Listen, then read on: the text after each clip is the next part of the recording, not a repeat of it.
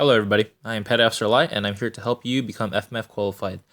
This is a series of audio recordings containing ditties, acronyms, tips, and tricks to help remember the information in the book. This is by no means all the information you need to know, but should provide a good baseline of knowledge for your FMF qualification. Just be aware that everything and anything in the book is questionable during your boards. With that being said, let's begin. Today we're going to be discussing 105, Operational Risk Management and Occupational Safety Fundamentals. Discuss the term ORM and the concept of ORM process. So it's going to be three things. ORM is a decision-making tool used by people at all levels to increase operational effectiveness by anticipating hazards and reducing potential for loss. It increases our ability to make informed decisions, and it minimizes our risks to acceptable levels. So once again, ORM is basically three things. Decision-making tool used by people at all levels to increase operational effectiveness, increases our ability to make informed decisions, and minimizes risks to acceptable levels. And then we have three ORM terms we need to know, which are hazard, risk, and risk assessment. A hazard is a condition with the potential to cause personal injury or death, property damage, or mission degradation. A risk is an expression of possible loss in terms of severity and probability, and risk assessment is the process of detecting hazards and assessing associated risks. And now we're going to discuss the 5-step process of ORM. We have a little ditty for this, and it is I-AM-IS. I-A-M-I-S. The first letter I is identify hazards, the second letter A is assess hazards, the third letter M is make risk decisions, the fourth letter is I, implement controls, and the fifth letter S is supervise. So once again, that is I-AM-IS, identify hazards, assess hazards, make risk decisions, implement controls, and then supervise. And next we will be discussing the 4 principles of ORM. The ditty we have for this is 3 AM, so 3 A's and 1 M.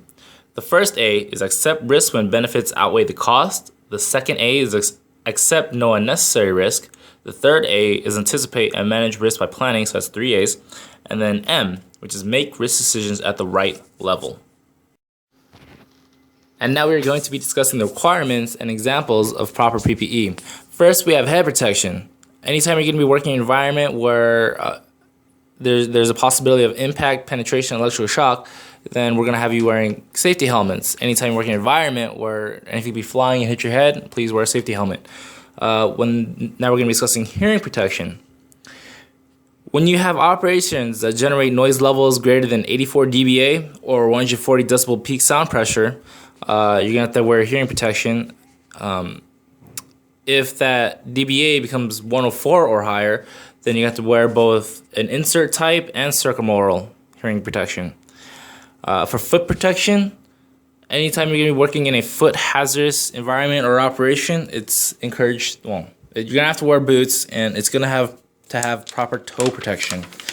And then you have eye protection. Anytime you could have something fly into your eye, just wear goggles or safety glasses. And now we're going to be discussing hazardous material and hazardous waste. Hazardous material is any material that because of its quantity, concentration, or physical or chemical characteristics may pose a substantial hazard to human health or the environment when incorrectly used, purposely released, or accidentally spilled. Hazardous waste is a discarded material which meets the definition of hazardous material. Sounds weird, but that's what it is. And or designated as hazardous waste by the EPA or state authority. And now we're going to be discussing the MSDS, or Material Safety Data Sheet. These are technical bulletins containing information about materials such as the composition, chemical and physical characteristics, the health and safety hazards, and precaution for safe handling and use. These are going to be maintained on board your workstation, and you're going to have to know where these are. Your supervisors should know where they are.